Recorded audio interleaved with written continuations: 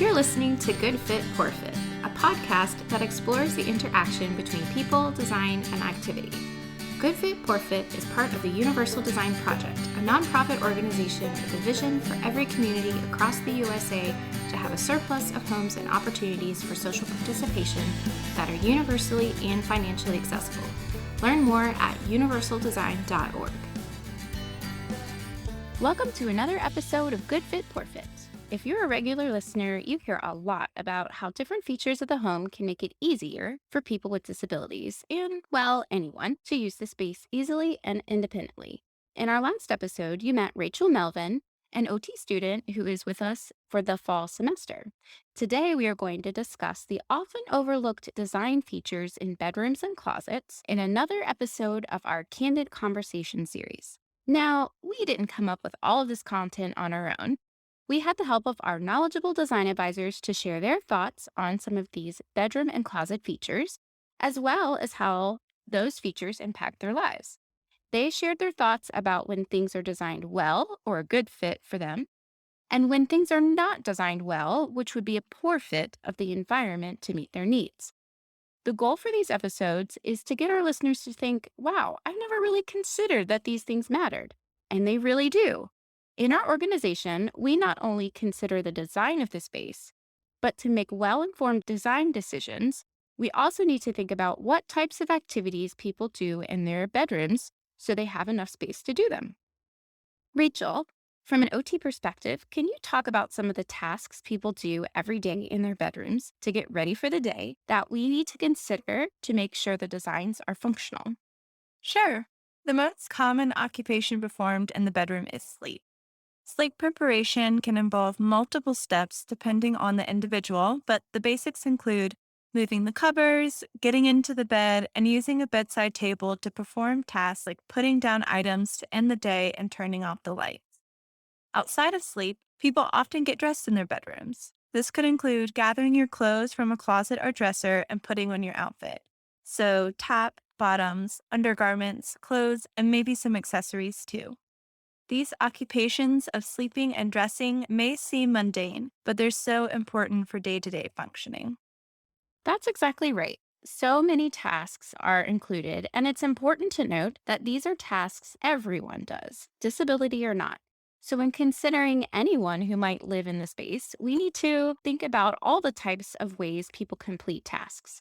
When the environment is a bad fit for people, then they can't do all of those things by themselves and may need the help of someone else. I'm going to have to agree with another design advisor here when she says, bad designs take away freedom and independence, which is exactly what happens when you feel helpless in being able to get yourself ready and out the door by yourself. So let's get started in talking about how the design of bedrooms and closets impact people's ability to do tasks. I often think bedrooms get left out a lot when design is considered. One of the biggest barriers we see in homes typically is there isn't an option for a bedroom on the main floor. How can you get a good night's sleep if you can't even reach the bed?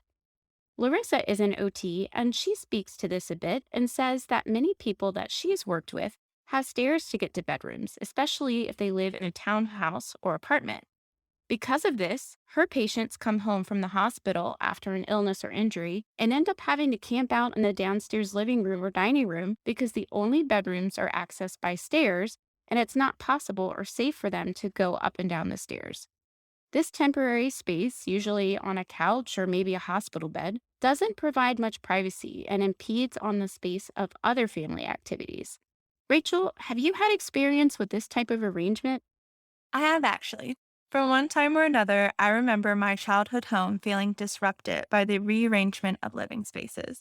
The impact on me may not have been huge, but I imagine for my affected family members, living in a temporary space was less than ideal and amplified an already vulnerable situation.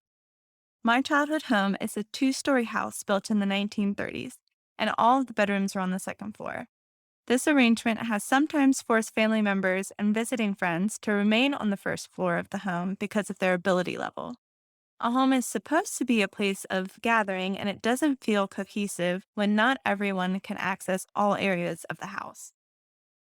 Those are really good points. And wow, the 1930s, that's important to note that homes have really changed over the decades in style and design. But people in our communities are still living in these older homes that weren't really considered for ease and use with change and function. So compromises must occur, like you shared, or renovations are needed. Another scenario I see is there's actually a bedroom and bathroom on the main floor for someone to use, but the design and functionality of using that bedroom and closet aren't great. Our design advisors agreed and shared some frustrating situations they've experienced that were a poor fit in regard to the typical design and layout of bedrooms and closets. First, let's discuss the room in general and its arrangement. Felice Eckhouse is one of our design advisors, an occupational therapist and the owner of a business called Elder Spaces. She often consults with individuals who need changes done to their home to make it more functional. Whether big or small, she shares a few scenarios of what she sees in a typical bedroom space. This is a great question about the bedrooms because what we've seen are what currently exists. And certainly there are loads of problems. Some of them we try to modify, but mostly that means you have to enlarge the doorways. There's no room for the bed that exists there. And definitely the closets are not functional. We were called in for a catastrophic accident, and their home was completely too small. The bedroom was very small to begin with. All the rooms were small. The doorway was terrible to get in. No way this could be retrofit or redone. You had to redo the whole bedroom. Larissa and another OT, who are both design advisors, agree that what's typically out there isn't really working for people.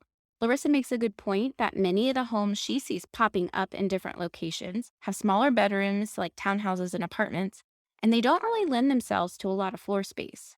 Another design advisor continues.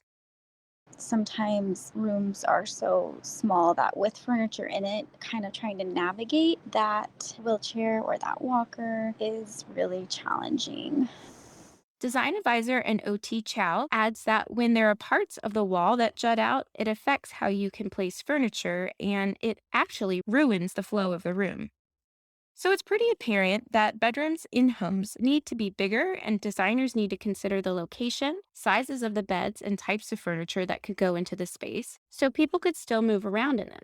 In addition, people that use mobility devices need room to turn around in their wheelchairs and walkers without running over things, bumping into them, getting trapped in a corner by furniture, or dragging unorganized things across the floor. So let's dig another level deeper here and talk about why beds, bed types, and their placement are so important. Rachel, can you share a little bit more about what our design advisors said about beds? Yeah, Kira and another design advisor both mentioned that beds are often too high and make transfers difficult. However, lowering the bed doesn't seem to be a good fit because Larissa brings up a good point that if the bed is too low, it can be hard to get up from. Larissa continues to say that adaptive equipment then has to be used to help with sitting to standing. It sounds like a Goldilocks and the Three Bears situation, where the bed is too low or too high, and we're looking for our just right bed that will be an optimal good fit for all people. A few of our design advisors also mentioned beds in hotel rooms that claim to be ADA compliant. Design advisor Viola Dwyer mentions that she has seen so many examples of poorly fit hotel rooms. She says there's very little room to get around the desks that are typically placed in front of the beds.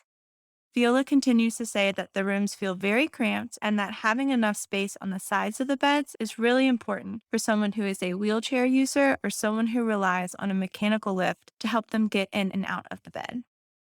Another design advisor agrees with Viola's mention of furniture arrangement, saying that they couldn't get to either side of the bed because of bulky furniture and ultimately had to get a room change. Yeah, the height of the bed and the room around the bed seem to be causing a lot of difficulty. We've been to hotels before where Scott had to transfer onto the bottom of the bed, and I had to help him scoot up the bed because his chair wouldn't fit between the bed and the wall. It's also not uncommon for us to ask maintenance to take the bed off the frame because it was too high. And a lot of designs we work on as an organization, we try to design the space so that a king size bed could fit into the room in addition to the furniture. It's kind of like playing Tetris to make sure there's room for the furniture and the floor space. I know in our current apartment, we struggled where to put our queen size bed to give Scott enough room to reach all the areas the room he needed to and make sure my side wasn't squished up against the wall. This goes to show you that configuration and space is important for anyone to be able to comfortably and safely use the bedroom. Next, on to storage. Our design advisors also had a lot to say about the barriers to keeping things organized in dressers and closets. In addition to dressers causing issues with floor space, one design advisor, Larissa, notes that some of the dresser storage can be too low, and if people don't have the ability to squat or bend over, it's pretty difficult to get items out of the drawers and close them. So, what's our other option? Closets. Depending on the bedroom and the age of the house, there may not even be a closet, so people have to add more furniture into an already small room. Of course, our design advisors had lots to say about closets and how they are designed. First, to even access your closet, you have to get through the doorway. Barry Long uses a wheelchair and is a realtor, so he sees his fair share of closets. He says that many closets aren't usable in the first place because the door is too narrow for him to get close enough to get to the items inside. Then, if the closet is deep, he can't reach the items inside. Several other design advisors mentioned that the actual swing of the door is a barrier, and they end up removing the door so they don't have to deal with it being in the way. It is also very inconvenient in the design when the door to the room opens up and covers up the door to the closet, causing even more difficulty in moving through the room and trying to access the storage behind those two doors. In this situation, people are constantly dealing with multiple swinging doors just to grab a pair of pants or a towel.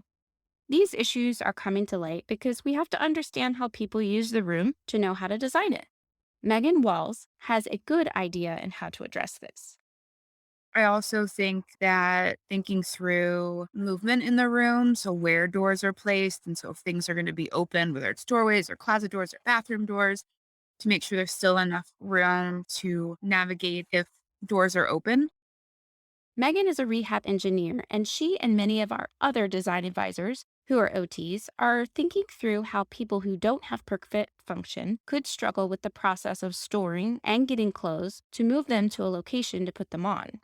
Our organization really feels like the analysis of activities is important to make it easier for people to use their spaces.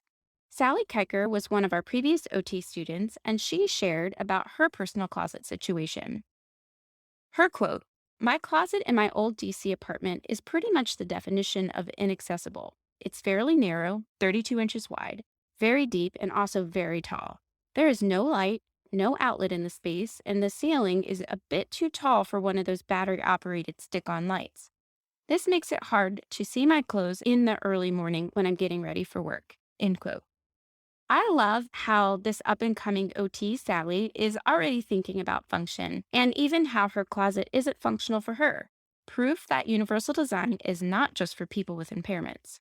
Judd and Milton has some really good points about the orientation of the bedroom in relation to the closets within the home. Often I have noticed bedroom is connected to the master bath, which has access to the closet. So in order to access the closet, you need to go through the master bath or it's somewhere around that area. Also increases the risk of fall if there is water nearby or just in general the whole long way that you have to go just to reach the closet. If the closet was just in a different part of the bedroom, or at least they had an option so you don't have to walk up all the way across the master bathroom. So that's just accessing the closet. What about reaching and organizing what's inside? Many design advisors feel like the typical setup of one high shelf and a rod is not helpful. Kira says that the shelves are just too high, and Rishika says that the wire shelving makes it impossible to organize clothes and causes more clutter because people can't reach everything, and it all just ends up on the floor, making a mess, causing a trip hazard. I can attest to that. At 5 foot 3 inches, if I round up, I often try and throw my sweatshirts and sweaters up onto that top shelf because I can't reach them, and then they end up toppling down in a big mess. Ellen Farber is an interior designer that works with those who are aging, and she says that closets are notoriously cluttered and it's really hard to find anything. Just like Sally said, They are often not well lit and require a lot of bending or reaching to get items. She said a good solution is to focus on placing heavily used items within arm's reach, like you would in a kitchen. This would reduce the amount of reaching and mean less falls. Plus, Megan adds that if we have really good storage options in the closet, we help remove other possible clutter from the bedroom. I think because a closet's primary purpose is to store items, it often gets brushed over with little to no attention for functionality. We tend to collect a lot of things in our lifetime, and we need an adequate place to store them. However, after hearing from our design advisors, our closets don't seem to serve us well. I know every closet I've had was a dark and tight space with hard to reach shelving, and I wish that I could easily access my items. I remember growing up that my sister had a slightly bigger closet in her bedroom, and one feature that I thought was unique was that she had a window in her closet. That brings me to our next point: windows, lighting, and temperature control. Many of our design advisors mentioned the benefits of windows. Megan Walls had this to say. I think lighting, placement of windows, and type of windows also impacts how the room can function, especially if you need to move around when it's darker, early morning, late at night, and not wake someone up. So I think those things can all have functional impact. And I agree, windows can have multiple benefits, including light. Design advisor Ellen Farber says that she struggles with inadequate light in her clients' bedrooms. And if they have light, it's never easy to reach or it's hard to manipulate and actually turn on and off. During the day, windows can bring in natural light and can eliminate some of the headaches of manipulating light fixtures. They can also bring in other natural components like fresh air and a view of the outside, all of which have a positive impact on one's mental health. However, design advisor Barry Long shared that he has found that being able to get to and open windows is an issue often found in bedrooms. So, windows aren't always the simple solution you would like. They also tend to make a space really warm or cool depending on the weather outside. That's why the temperature controls in our homes play an important role in keeping us regulated. Good points, Rachel and design advisors. Sometimes we don't really have an option when cramming things into our bedrooms, but to put them in front of windows and temperature controls. If we start to get fancy, it's possible to purchase devices that make blinds and temperature controls part of your smart home options to control them with your phone. But honestly, sometimes it's just easier if you can reach the control with your hand and not rely on a device, especially to open up a window for some fresh air. Next, I want to touch on flooring in the bedroom, which was a hot topic for our design advisors. We will discuss flooring for the entire home in more detail in an upcoming episode, so be on the lookout for that. But specifically for the bedroom, Barry mentioned it's frustrating when there is a transitional lip between the flooring from the hallway to the bedroom and then into the bathroom. If you're not sure what this means, it's when the flooring is different heights and there's basically a threshold, a little lip, or a step to merge the two flooring types together. So, say from the tile in the bathroom to the carpet in the bedroom. Carpet in general was a complaint too. Heavy pile carpet or carpet that has thick padding underneath is like rolling through sand or mud to people who use mobility devices. Also, throw rugs can be a trip hazard for people, and they can easily get wadded up and caught under wheelchairs and walkers when people are moving and turning. Our team member and design advisor, Viola, agrees. What I notice also in houses and apartments is most have carpeting wall to wall in the bedroom, which is very impractical for many folks. It would be ideal, and this is our hope, to have area rugs so that you still have the best of both worlds, where you can have that cushioning under the foot if you're walking, and you still have the efficiency and the ease of cleaning of a vinyl flooring or a non carpet flooring. That's a big deal. That brings up a really good point of additional opportunities brought up to keep your home clean. In my apartment now, I have carpet in every area except for the bathroom and a small cutout for the kitchen. Carpet in general takes more effort to clean and can be a pain compared to a smoother surface like hardwood flooring, laminate, or tile. If someone is tracking in dirt on their wheels or shoes, it would be much easier to clean if it wasn't stuck in between carpet fibers. Just another thing to consider. After all, home management is considered an important IADL in the occupational therapy practice framework.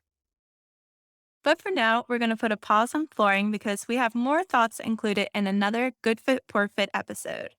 So let's switch gears and share what our design advisors said about when bedrooms are designed well or a good fit and how it improves their lives or the lives of those they care for. Sarah, can you start us off with some of the overall positive comments that were shared? Sure. Our design advisor shared in regard to the bedroom being a good fit that it made them feel safe, made things convenient, reduced risks of falls, that the room was intuitive, made life easier, fostered a quality night's rest, helped them keep things organized, and provided independence when things were simple and within reach.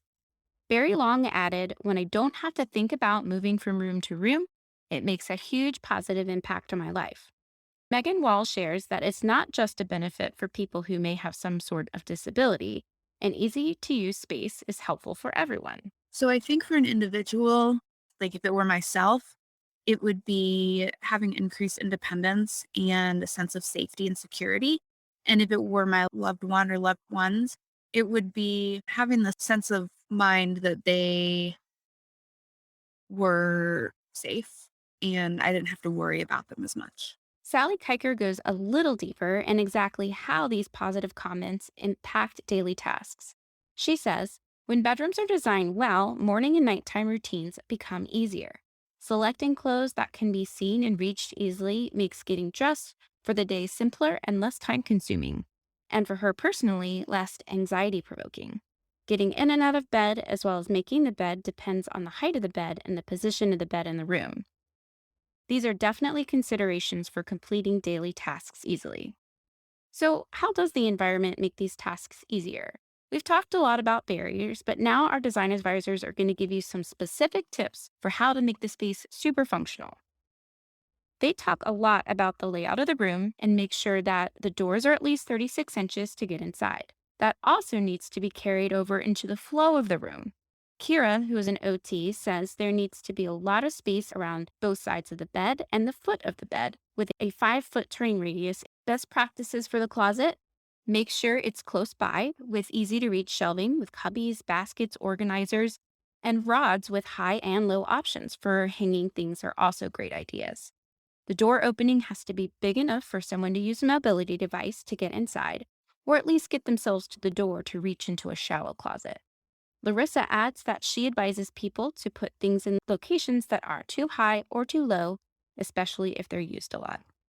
Another design advisor mentions that it's also important to consider how far the toilet is from the bed so there is easy access for late night bathroom trips. And adding in a chair or a bench in the bedroom can give people a place to sit down, to change, or put on their shoes.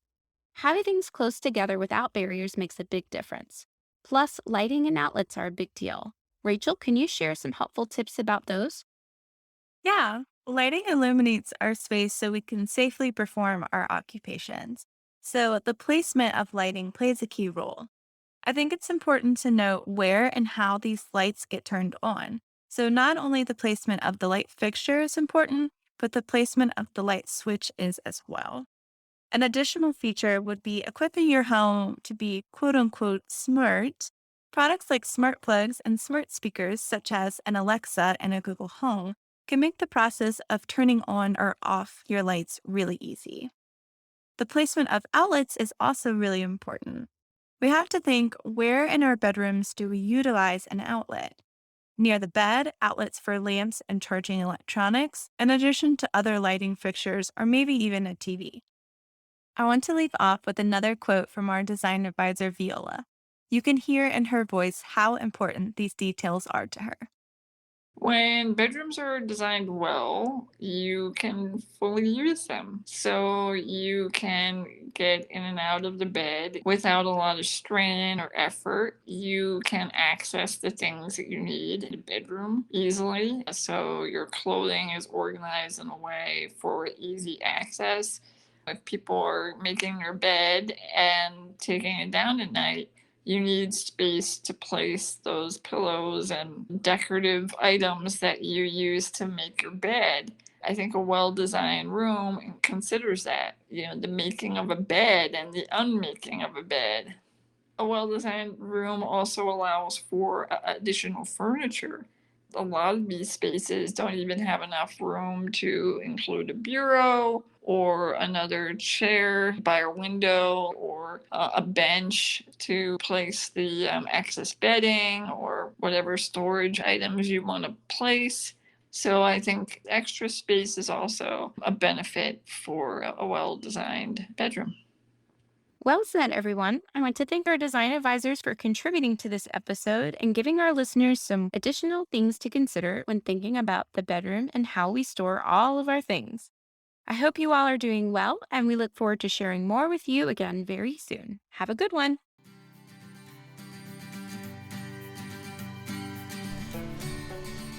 Thanks for listening to Good Fit, Poor Fit. I'm your host, Sarah Pruitt, Program Director and Occupational Therapist at the Universal Design Project. Learn more about our work at universaldesign.org and find more episodes and links to subscribe at goodfitpoorfit.com. If you have questions or topics you'd like to discuss, email us at podcast@universaldesign.org. Thanks for fitting us into your day.